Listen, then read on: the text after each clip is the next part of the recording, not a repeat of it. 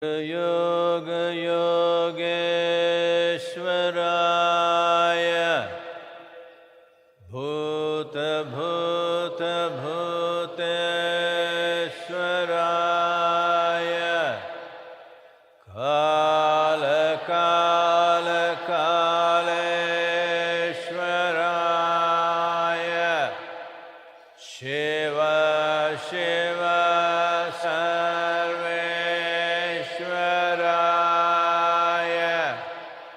Shambho, Shambho,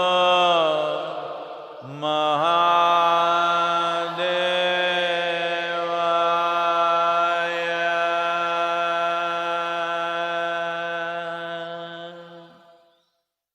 Yoga, Yoga, Yogeshwaraya Bhuta, Bhuta, Bhuteshwaraya Kala Kala Kaleshwaraya Shiva Shiva Sarveshwaraya Shambho Shambho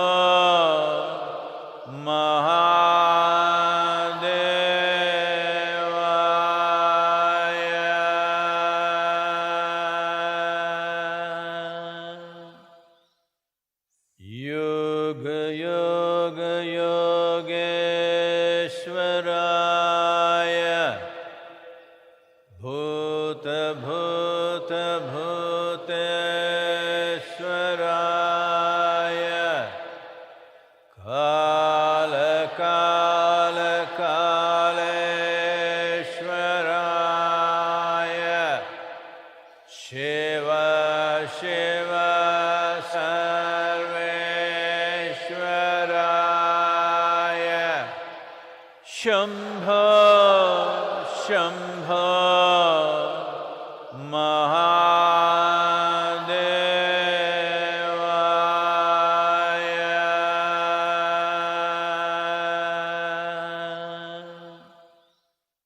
Yoga Yoga Yogeshwaraya Bhuta Bhuta Bhuteshwaraya Kala Kala Kale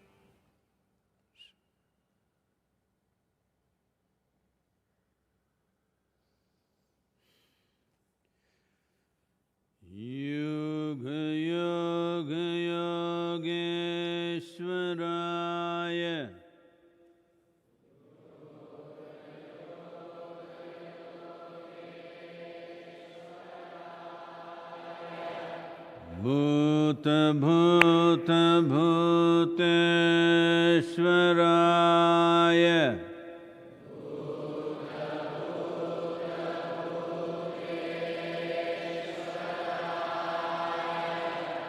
Kala Kala Kaleshwaraya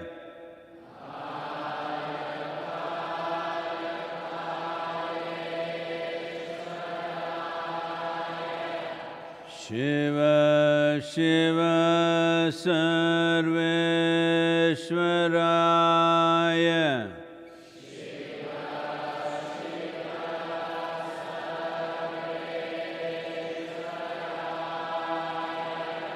Shambho Shambho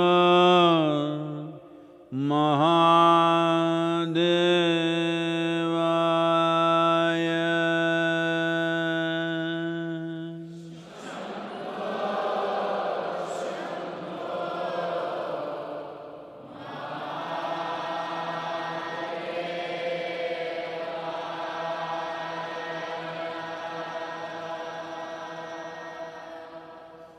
Yoga Yoga Yogeshwaraya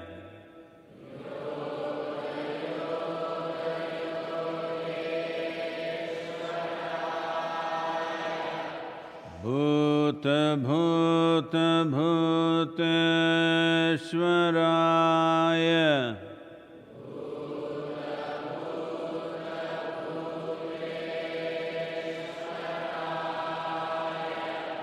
Kala Kala Kaleshwaraya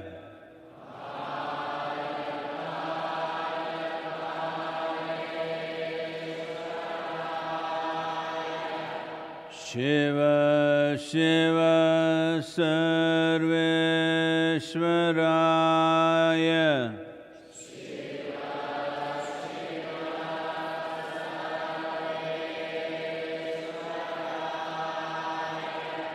Shambho Shambho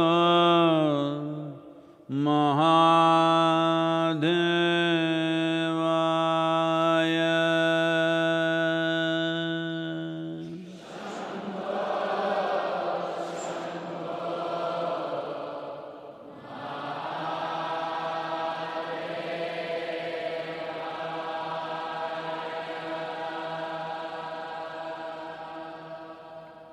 Yoga Yoga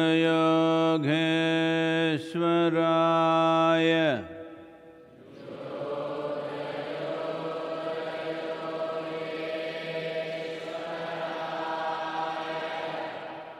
Bhuta Bhuta Bhuteshwaraya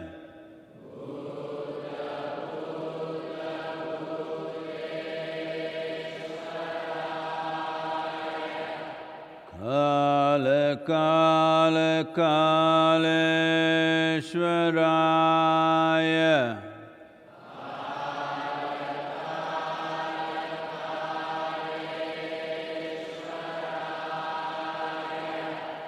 Shiva Shiva Sarveshwaraya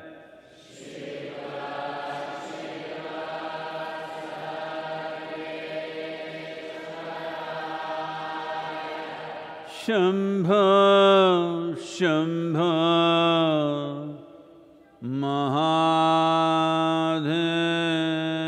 Mahadevaya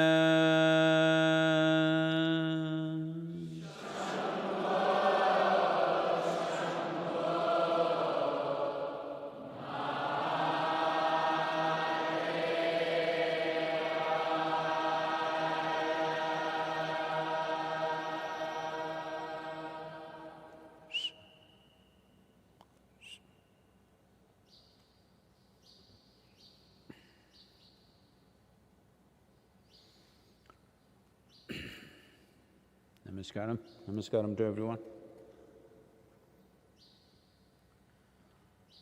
Well, the last week has been In many ways,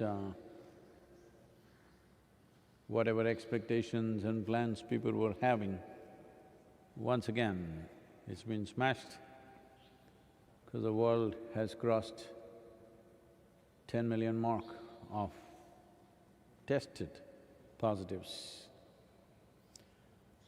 Total death toll has crossed 500,000. 2.6 million cases in United States alone, with 130,000 deaths or more. India has crossed 500,000 cases, or 16,000 deaths in the last 24 hours, 20,000 positives. In the 5 major cities in India, it is surging up with the relaxation. Once again, states are going back into severe lockdown mode because the relaxation has worked against the whole process. Well, as I think earlier also I have said, the administrations have done what they could do.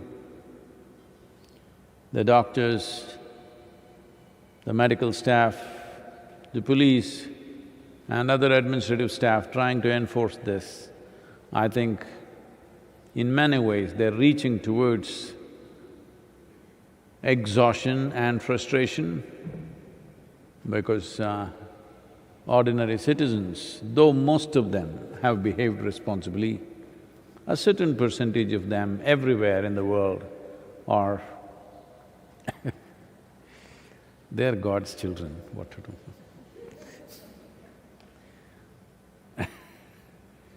They are going about their business in their own way. In many ways, the police and other staff involved in the management of people, medical staff is beginning to really tire because everybody was good for maybe 3 weeks or 6 weeks, now it's on for nearly 3 months. And once again it's surging up. You can see and feel the effects of this frustration and exhaustion all over. It's very important. It's very important as citizens of this nation and the world that we don't push the medical staff especially to a point of collapse. Many of them have shed their lives. If you push the medical fraternity and the system to a point of collapse, after that, virus will have a free-for-all. Right now, there is a 58 or nearly 59% of those who go positive in India are recovering, which is the highest in the world. But that number we will lose. That is our only hope. Right now people are recovering because of medical attention. If the medical systems and people who man it collapse under this pressure, then this recovery numbers will go down and that's not good. At one point, Coimbatore city was declared as COVID-free, but once again, it's an emergency condition, that lockdowns are happening, enforcement is happening forcefully. Sometimes force is unfortunately getting out of control. So,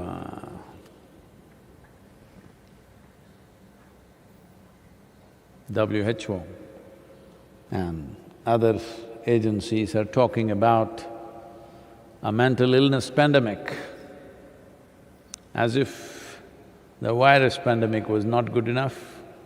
Now people are causing mental illness pandemic, it's growing.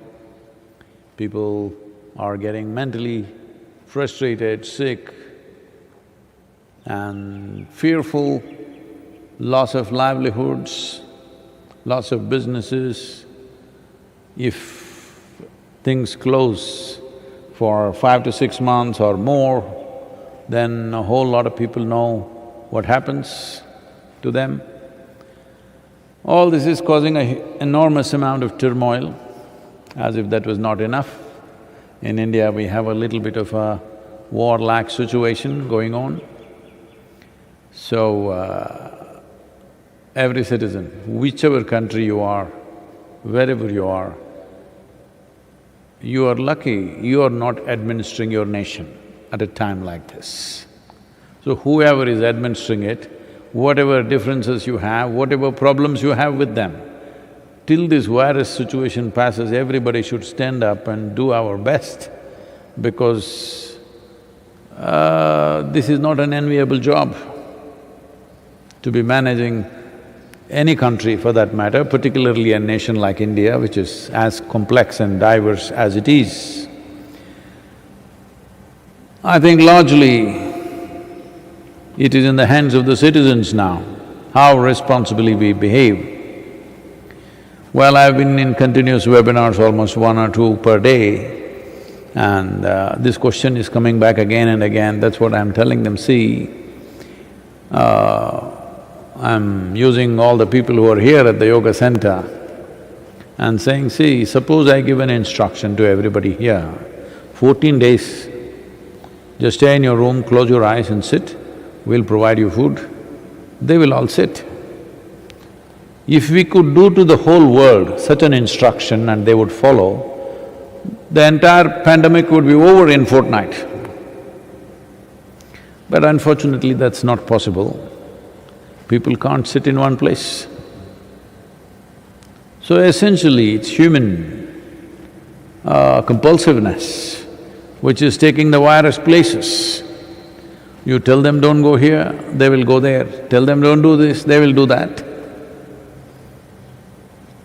And many people are saying that whole virus is fake information. Don't laugh, it's a big movement by itself. It is all fake, made up by somebody, whatever, for whatever reasons. I wish it was fake. They're also on the social media attacking me, he is supporting this fake virus, he's creating fear among people. Well, every society has a right to produce a certain number of nutcases.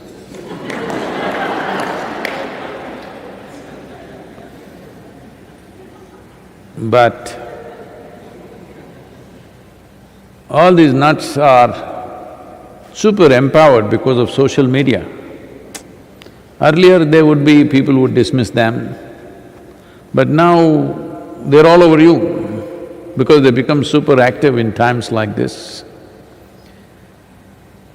So this is where we are, and there are many challenges for everybody on the planet.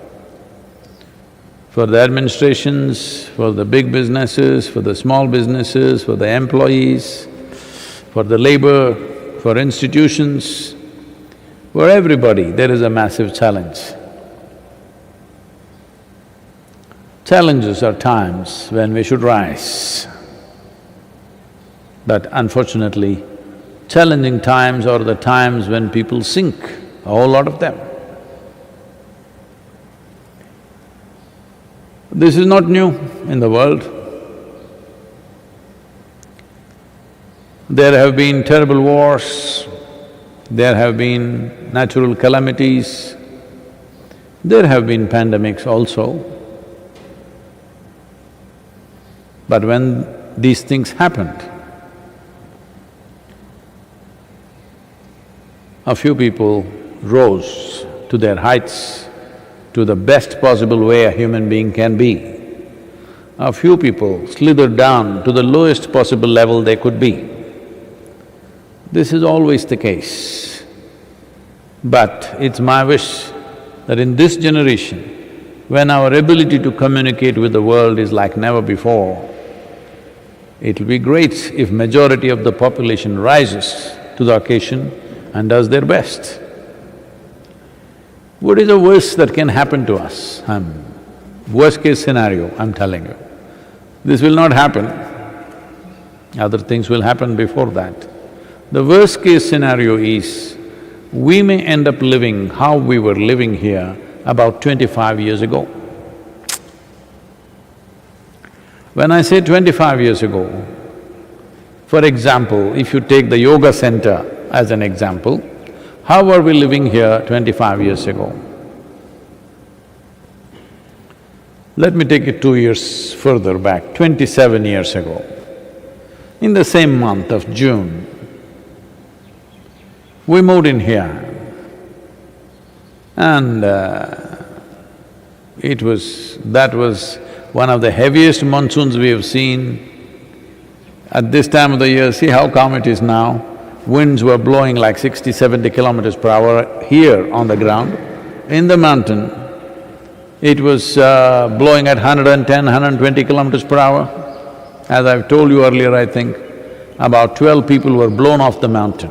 They went to the peak and they were just blown off by the wind and they died. So, all we had was just one hut which we called Kaivalya Kutir, real kutir it was, and about 12 bathrooms only for the ladies to use. Men were going into the forest.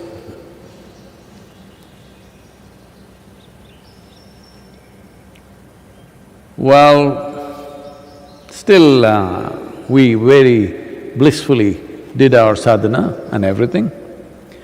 One night, I had a small room outside of this hut, about 68 participants and maybe about 8 to 10 volunteers, all sleeping in this one single hut. I have a room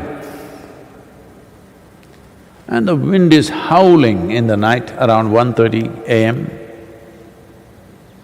I just woke up and I saw wind was howling. I looked out of the window, all the trees were looking this way. Then I looked out at the hut, I could not see, I took my torch and flashed it. Then I saw the entire Kaivalya Kutir was at this angle. Then I got up and ran. I ran into the hut where all these people, over 72 or 74 people were sleeping, or more than that, about 75, 76 people were sleeping. And all of them are sleeping peacefully. Outside the wind is howling and blowing at a great speed. And then I try to shout at them, nobody hears. Then I turn on the lights, because the sadhana was like that during the day. They could sleep through a cyclone. So then I have to shake everybody and wake them up and scream at them and come outside, let's fix this thing because this may just collapse on the people. So there were guy wires which were like uprooted because of the wind force. So in the night around 2 a.m., we worked for about 3 hours to straighten up the hut, using the only jeep we had at that time to pull the hut back into place, because it was going at that speed, the wind, none of us could actually… If all of us got together, we could still not pull it. So we used a jeep in that rain, slipping all over the place, and all this was happening. One tree collapsed. It's okay, I have audience coming on the rooftop. Look at the interest in the darshan. But those of you who are not here, the monkeys are on the roof. So, a tree fell where we were working, and fortunately nobody was badly injured, only one person was hit, that too not very badly. It was okay. In a couple of days he recovered. Then we knew next day we couldn't stay there in that hut because it was precariously balanced.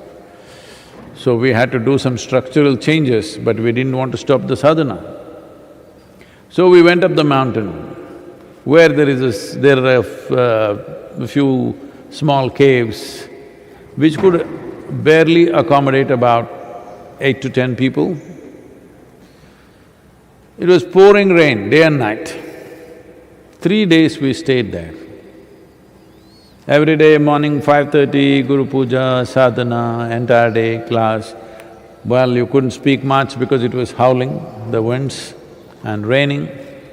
But the sadhana was kept up, no one flat place, everybody sitting in all kinds of places. Only thing we had to eat was, we were just frying green gram and eating for these 3 days. But everything went on. So that's how it was 27 years ago. So, suppose we have to live like that again on green gram, fried green gram. Are you on, I'm asking? Yes. Everything should go on, not sit and cry green gram, green gram. So I'm saying, everybody, wherever you are, 15 years ago or 20 years ago, nothing was wrong with your life. Well, since then everybody in the world has much more than what they had at that time, everybody. Almost without exception, maybe a few unfortunate societies have gone back because of war and tragedies that have happened. Otherwise, generally almost everybody is having much more than they had 20 years ago. But 20 years ago we were all fine. And suppose it goes to that point, this is the worst case scenario. Suppose that happens, why can't we still live joyfully? It's almost like our life was wound back 20 years, now we have a new opportunity to once again create this 20 years in a more sensible and ecologically sensitive and in every other way humanly sensitive ways that we can do things. Because the way we have been going in the world, fundamentally today everything is driven by the economic engine. Everybody is only talking economy because that's all that seems to matter. The way we've been driving this economic engine, if you really look at it, the engine is on, roaring, full on, providing more and more and more things to everybody. But if you look at it carefully, nobody has the steering wheel.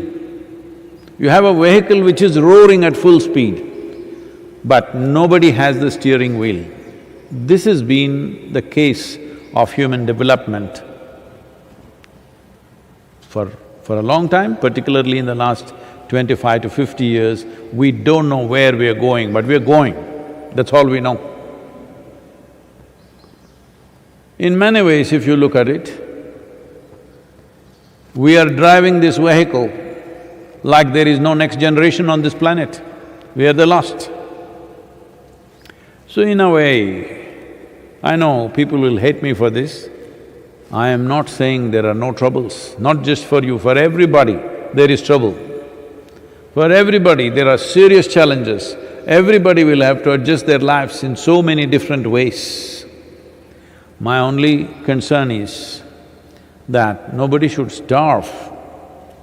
If people are well-nourished, rest is okay. Instead of having 20 pieces of clothing, you have 2. What's the big problem? Actually, you need only 1 to wear. All right, when things were doing well, we did many things. If it is not so, we'll roll back. This doesn't mean to say we have to become miserable or lose our mental balance and suffer the rest of our lives. No such thing. This means we have surrendered to a microorganism. That's the most horrible thing you can do to human nature. So, wherever you are, whatever you are, this is the time for you to rise and show what are you made of. With what little that may be there at the end of this pandemic, Openly now, till now there was hide and seek, now openly they are saying, it is hallucinatory to think that there will be a vaccine at the end of this year. Openly, they are saying this. It is very,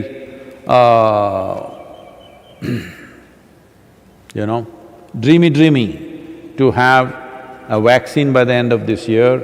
If it comes, it may come sometime around this time next year. And first, it will be given to all the medical personnel, and then like this, whoever is more exposed to them, it'll be given, slowly it'll come. By the time it comes to the whole population on the planet, it may take anywhere between 24 to 36 months. Even if you go at full production of vaccine and try to vaccinate everybody on the planet, it'll take that much time if it happens super efficiently. So, 24 to 36 months, or even if it is 12 months, 12 months means lot of things will naturally shrink and shrivel in terms of our activity. Only thing is, we as human beings should not shrink and shrivel. It is very important, every nation, India is doing the right thing, focusing on agriculture. Every nation should do this, focus on agriculture, ensure there is substantial amount of food everywhere. Somebody may not have the money to buy it doesn't matter, we can just give them the food to eat. There must be enough food on the planet, this is the most vital thing. Because if food shortages come, then it will go into another mode. Once food shortages come, it's simply impossible to maintain law and order, it'll be impossible to maintain civic balance in any nation, it'll go out of control. So it's most important that every nation should focus on it, everybody who has a piece of land should see at least nothing else, at least there's a papaya tree or a murungai tree or something else. Everybody should see how there is enough food on the planet, particularly governments in their policy and in their focus, because now going to the Mars is not the most important thing. Yes, we need to understand, because wanting to be ahead of somebody, satellites are being shot off, It's very, very important that everybody conserve, step back a little bit, ensure people don't die of starvation on this planet in our generation. This much we must take care. Rest of it, if it rolls back, it's all right. Instead of driving a car, we'll cycle. Bonus is health. If you cycle, bonus is health and you will look slim and trim. Yes, what you always wanted, which did not happen by driving the car, can happen, or you walk to your office, or you walk wherever, or you dig your garden and plant something, things will work. I'm saying, when things do not go as we expected them to go, it does not mean a disaster has happened. There is no disaster if you ask me. Unfortunately, nearly over 500,000 people have lost their life and many people have lost their loved ones, that is a disaster. But the virus itself is not a disaster. If human beings are conscious, we can handle this. If we address this responsibly and consciously, human societies are capable of handling this. It's still, so many people are not getting the point. That's the whole problem. And nations are not getting the point, trying to take advantage of each other. If we get this point, we can easily handle it. As humanity, we can handle it. As individual people, as communities, as nations, if one against the other, well, it will become a real disaster in terms of fatalities. But as a humanity, if we come together, this is not much of a challenge. We can easily contain it.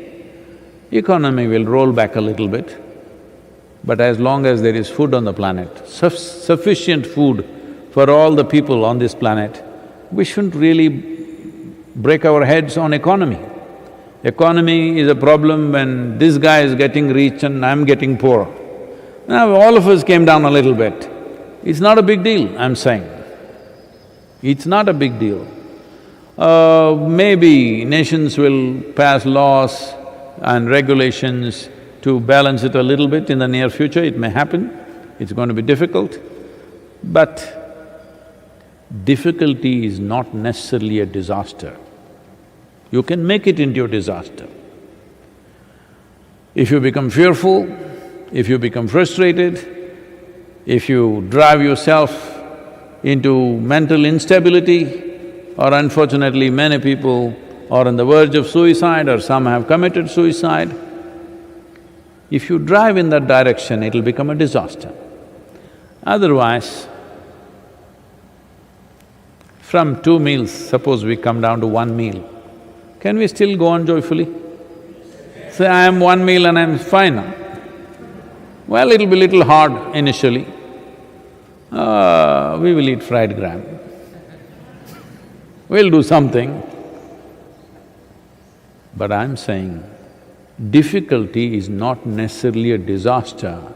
Only if you're completely bereft of any joy and love in your heart, then it becomes a disaster. Otherwise, difficult times come. Actually, if you look at a whole lot of people's lives who worked from very simple backgrounds to, a very successful stage, any number of people that I've spoken to, they always say, when we started this enterprise, when we were working so hard, that was the best time of our life. Right now we are living so luxuriously, everything that you want we have, but it's not the same. This is a common story everywhere. That is because those who address difficulties, seeing the challenge as a challenge and take it on, for them, challenging times are the best times. I make sure it's always a challenging time out here.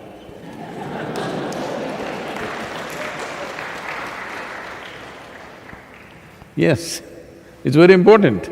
Otherwise, when awake, people will sleep. We are looking at how to produce a generation of people who will be awake even when they're asleep. That's my goal.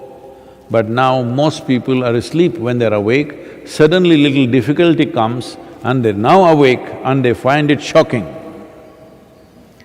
Nothing, difficulties are okay. Let us not transform difficulties into disasters. Disaster can only happen because of human attitude towards the difficulty. Difficulty by itself is not a disaster. Every year, we were trekking, this year they've cancelled the Kailash trek because whatever is happening between two nations. Is it difficult? My legs, my thigh muscles and my calf muscles have cursed me to death. Why are you taking us through this treacherous terrain every year, year after year? Yes. But that difficulty, because of the difficulty, I am living without ever going to a hospital, not a medical checkup. I've always been saying, when I go to Kailash, normally we're touching close to 18,000 feet above mean sea level and climbing. If I fail the test, you can bury me there, that's it. I've been passing till now. This year, no test. So 1 year I'm going without a medical test. I'm saying difficulties, every human being who is enthusiastic about life is choosing difficulties by choice, isn't it so? Somebody treks a mountain, somebody wants to fly, somebody wants to go through very difficult enterprises, ventures and adventures. Because if you are full of life, you naturally choose something difficult and dangerous. If you have no life, then you will only choose comfort. Now this has become the thing, everybody talking about their comfort zone. It's a death zone.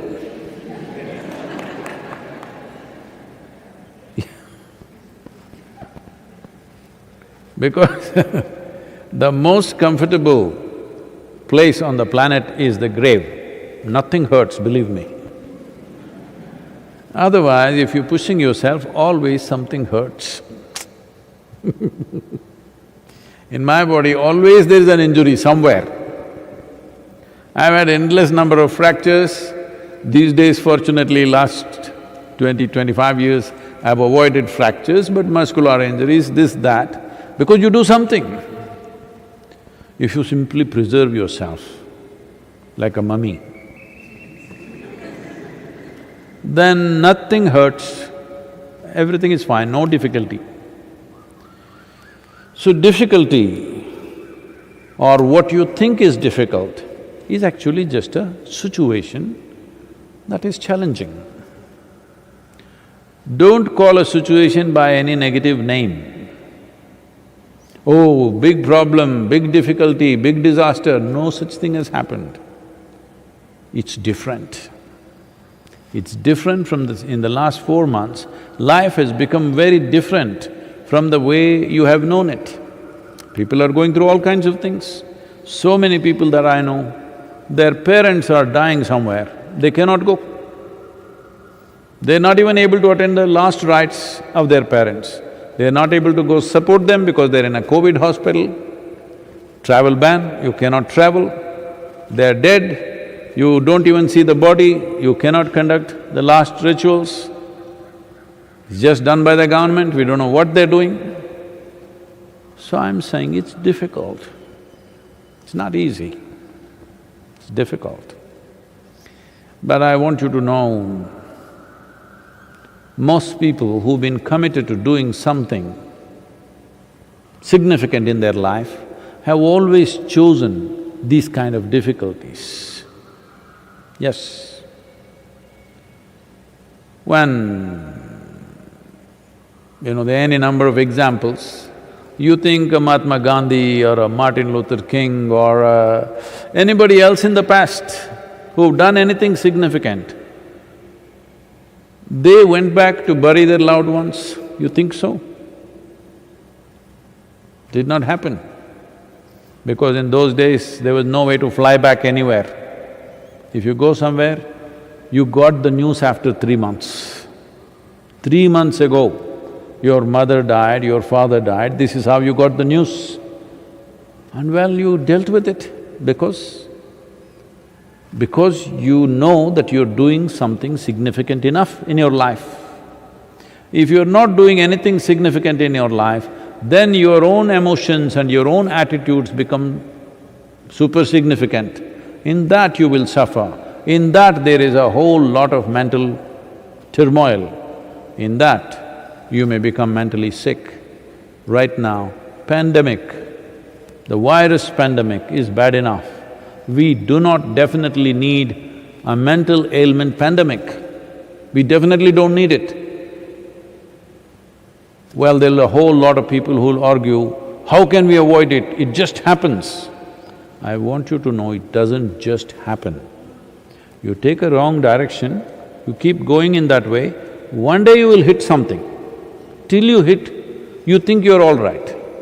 But it's very easy to know that if you go here like this towards the wall, it's just a question of time before you knock your head on it. There is a doorway, you need to go that way.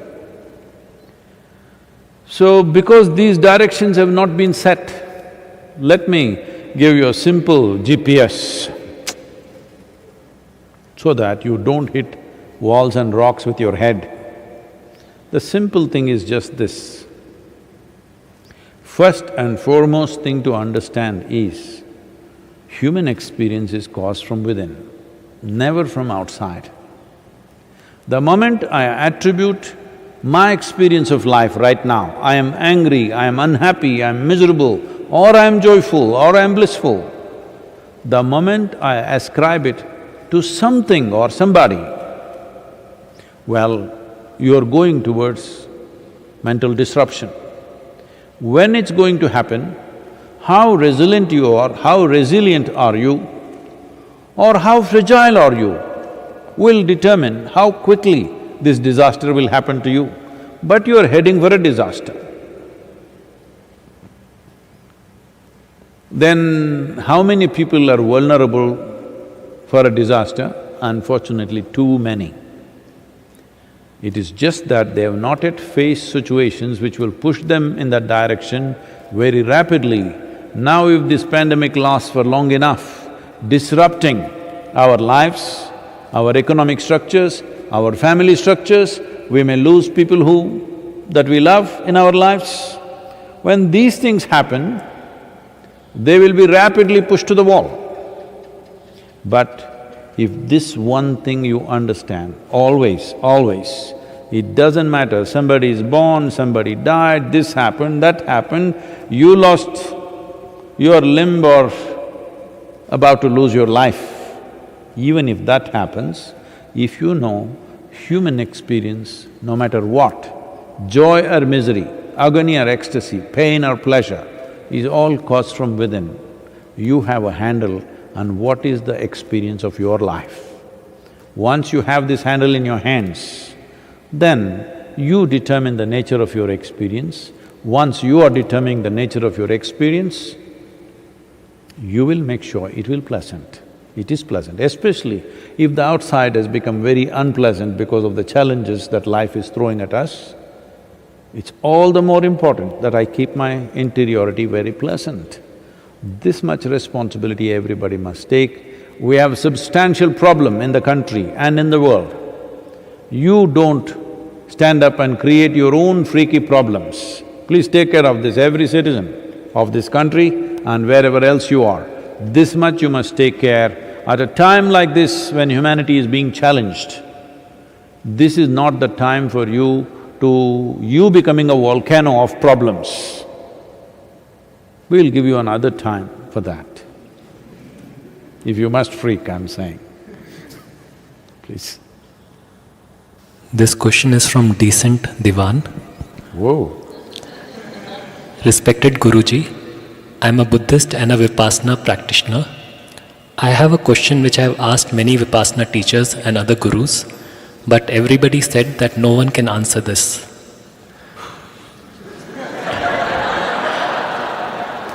In one of your video you mentioned, and also it is said in Buddhism, that rebirth is due to our unfulfilled desire or karma. I accept this, but then a question arises. Let us suppose I took birth for millions of times because of my karma desire, but before my very first birth, there was no body, no mind, karma, desire, or nothing of me existed. Then why and how that very first birth came to existence?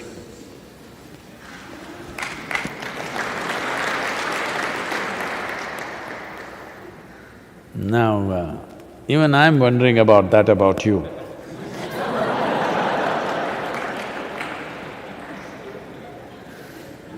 Well, no, you're a decent guy, I'm like this, what to do?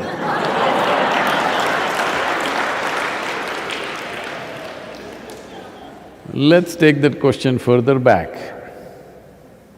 It's not just about your birth. Well, in the yogic culture, there are theories which are explained in the form of dialectical stories, how Shiva was like Shava. Shava means a corpse. He was inert, phenomenal energy but inert. Then energy or Shakti came and danced around him, upon him, then he got kind of woke up. Well, we are, picturizing it as a man and a woman, but that's not what we're talking about. Inert means nothing happening, no reverberation. No reverberation means no creation. Energy got introduced, reverberation started. From a simple basic reverberation, it got more and more complex. As reverberations became more complex, it became matter, matter became small molecules, they became planets, planets became many things, life happened, variety of things, you know the evolutionary theory from there on.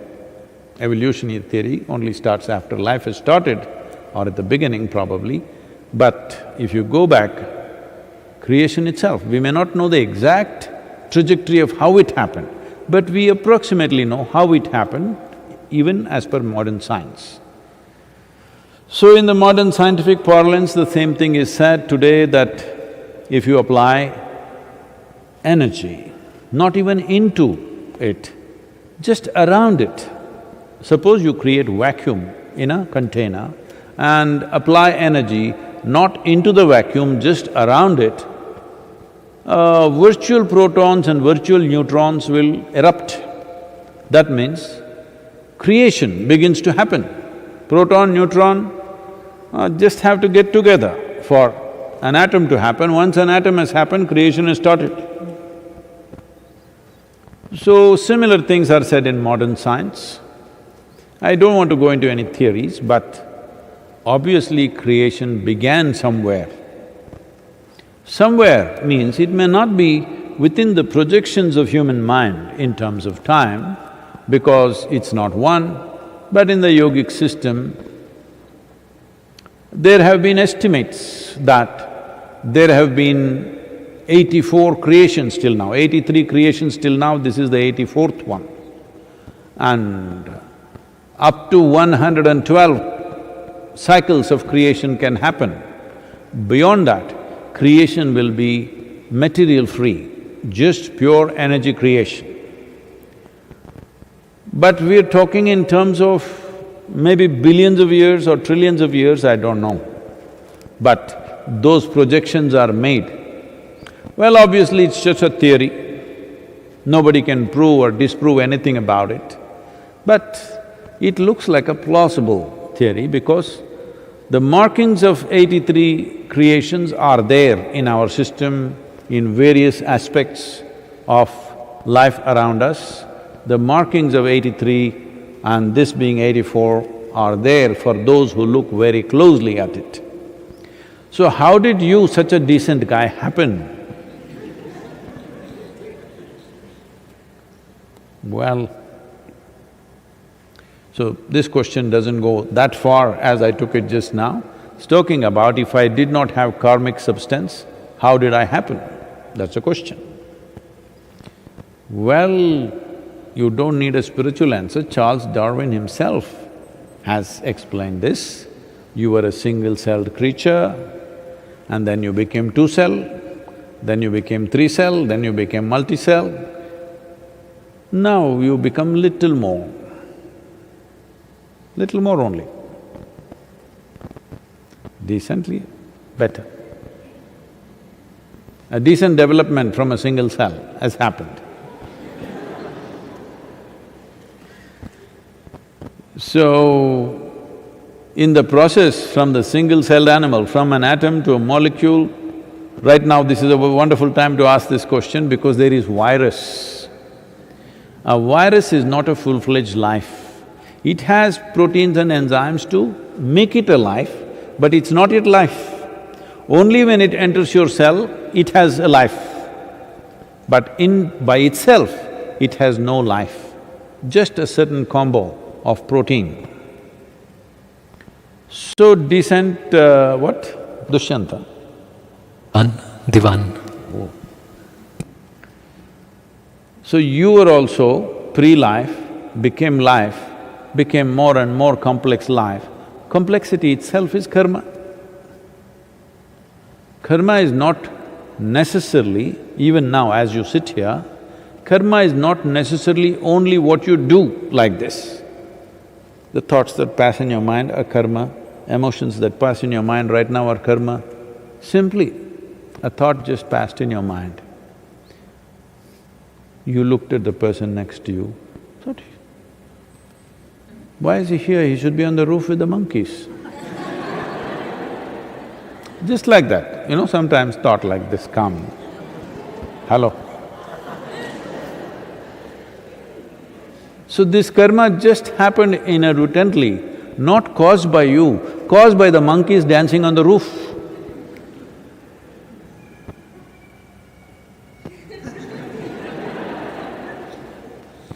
So because monkeys came there, you looked at this guy. At a certain angle, he looked a certain way to you. Maybe it's the lighting, maybe it's the way he sat, maybe something, and a thought came and went. Now you performed a karma. That somewhere you look at another human being and you think he's a monkey. Now this won't stop here, you understand? Now you looked at him and thought you're a monkey. Tomorrow we changed your department and you're in the monkey department. Oh my God, I have to work with this monkey today. It will continue. And if suppose the situations are placed like that, he is in charge of the department, you have to work under him. Do I have to be instructed by a monkey like this?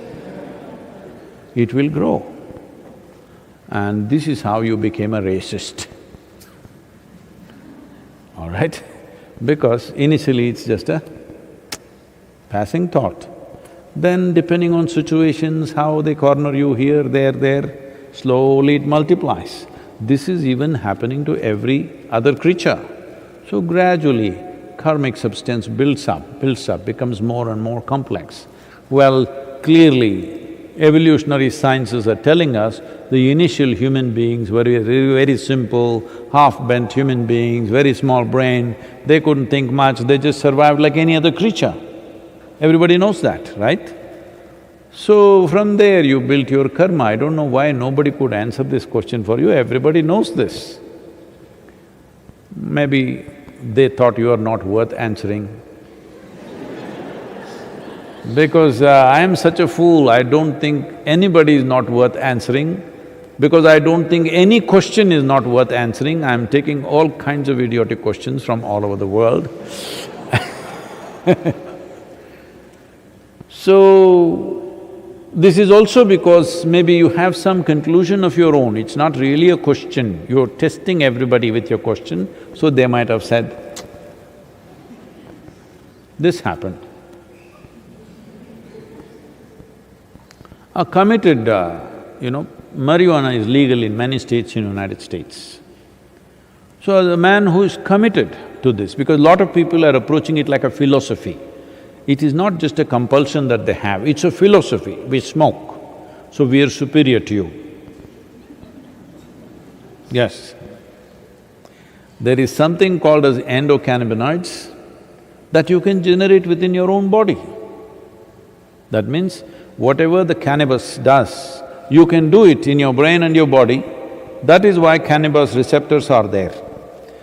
Because you are a malfunctioning system, you're not able to generate your own thing. See, right now, suppose you are not able to secrete enough thyroid juices, then they will put thyroid into your system. You're not able to produce enough hormones in your system, they will put hormone into your system. You're not able to produce enough insulin in your system, they put insulin into your system. Similarly, because for some reason you are a malfunctioning machine, that you are not able to produce your endocannabinoids and be blissed out, you're putting from outside. But the difference between endocannabinoids that you generate and you're blissed, and outside one also may cause some bliss, but it also causes certain dislocation of your intelligence.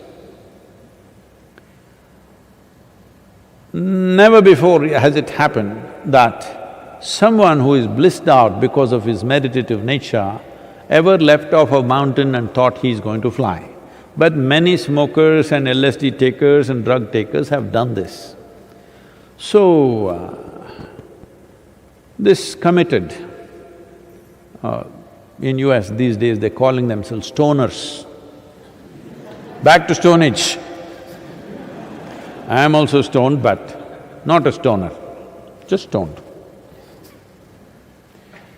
So, he called the fire brigade and said, "My house is on fire, just come quickly."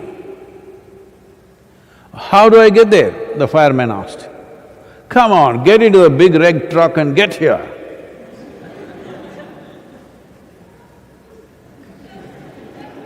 What to do? What to do? So right now, you're wasting your time very indecently. because these are all questions of the vain. Because mainly your questioning is towards whoever those… I don't know who are those people that you ask questions. In some way you want to make a fool out of them. That's all you're interested in. You're not interested in knowing anything about yourself. You're not interested in having tools for your transformation or growth. You said you went for Vipassana. Vipassana means no questions.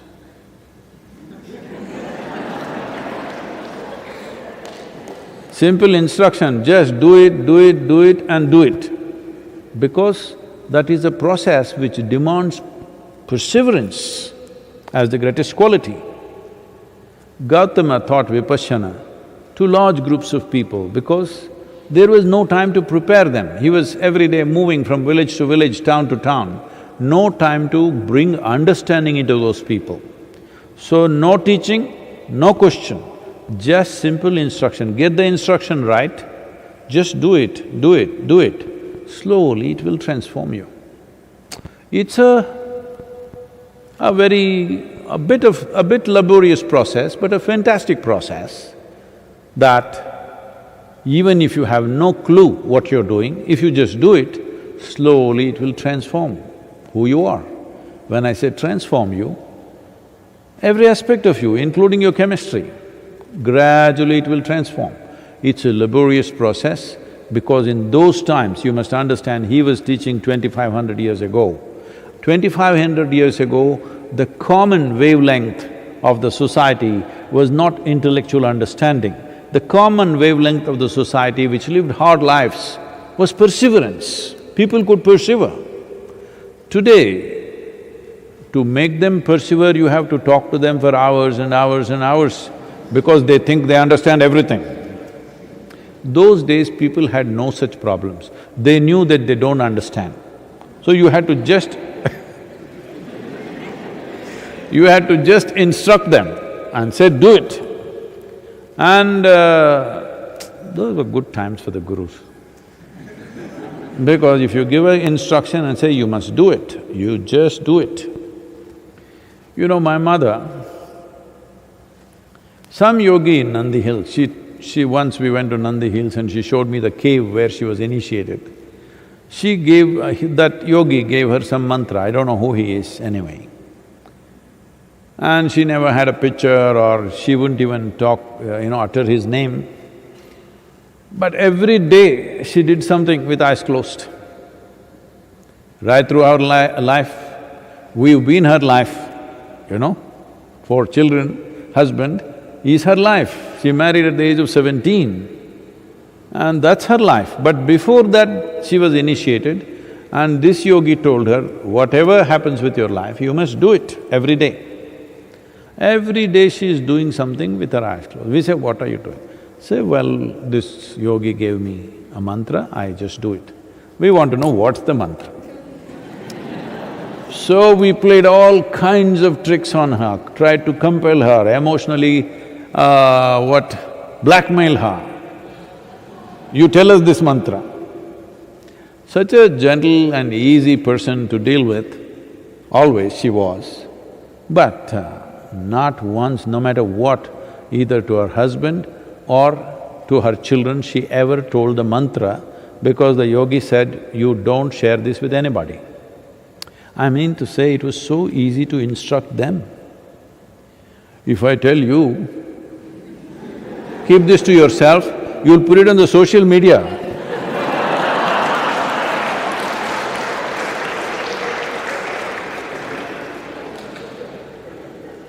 So, because giving instruction was very effective and simple in the previous generations, especially 2,500 years ago, Gautama chose this path. No understanding, no teaching, obviously no questioning, just do it. Only to those who gathered around him, who traveled with him, who were in close association with him, to them he taught shunya because that needs understanding. Without bringing substantial understanding, that won't happen. So you went to Vipassana. That means you must just shut up and do it, not ask this question, that question, because that question or the answer will not in any way add to your practice. The practice has been designed in such a way, irrespective of who you are, if you do it, it will work. It's just that it's a bit laborious. You have to do it for hours every day, for a long period of time. But it will work, it's a fantastic device for those times. Even now it is for a whole lot of people. So, don't waste your time. The decent thing for you to do is, if you're here, I don't know where you are, if you're here, take instructions and just do it. Otherwise, stick to the Vipassana and do it, one way or the other. Take one forward step. Rather than standing in the same place and looking all over the place, it won't add to your life in any way. It's just that in foolishness you will think you're smart by gathering these things. Maybe now I have said what I have said, you will go and tell somebody else, you know what Sadhguru said, this is what it is, even he doesn't know.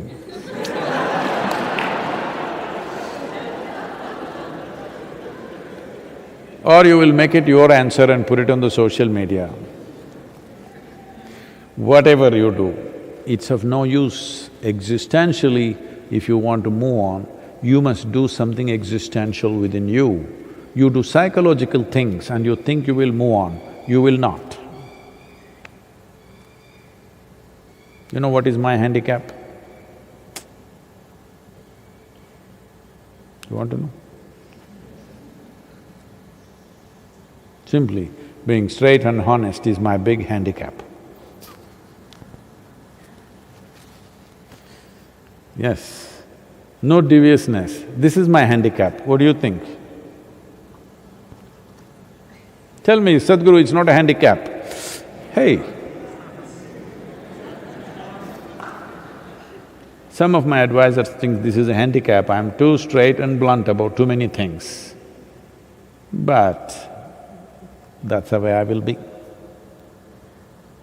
If you don't like it,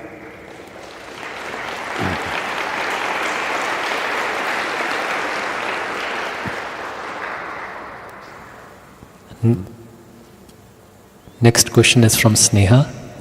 Namaskaram Sadhguru. I understand the logical explanation of being conscious, but there are moments when I am really compulsive. For example, for certain kind of food, I know I am being compulsive and I need to be conscious, but I am still not able to do it. Is there a mantra which can make me conscious and stop me in those moments?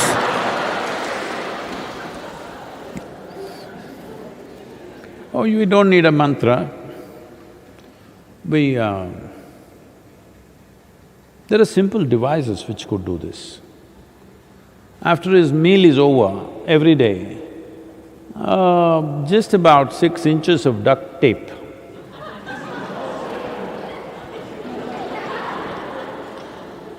At least with the mask on these days, you must shut up a little bit. Hello?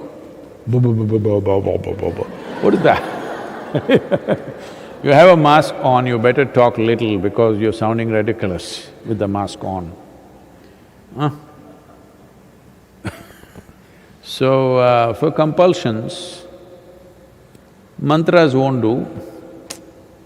We need some devices. Either we can put duct tape or we can lock you up in a room. So simple, you know, it'll work.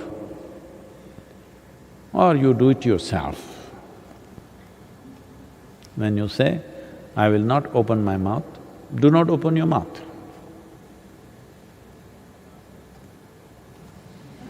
Namaskar.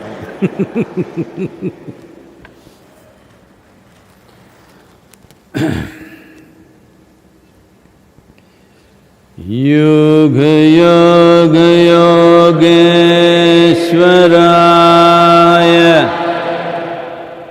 Bhuta Bhuta Bhuteshwaraya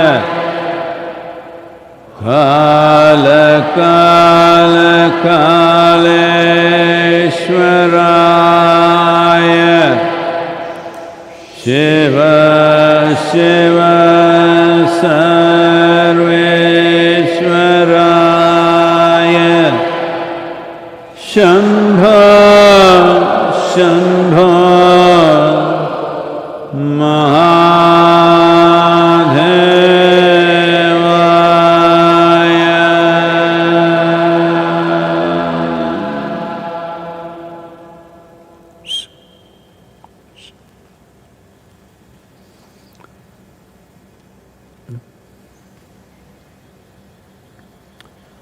Well, I've said this many times to you,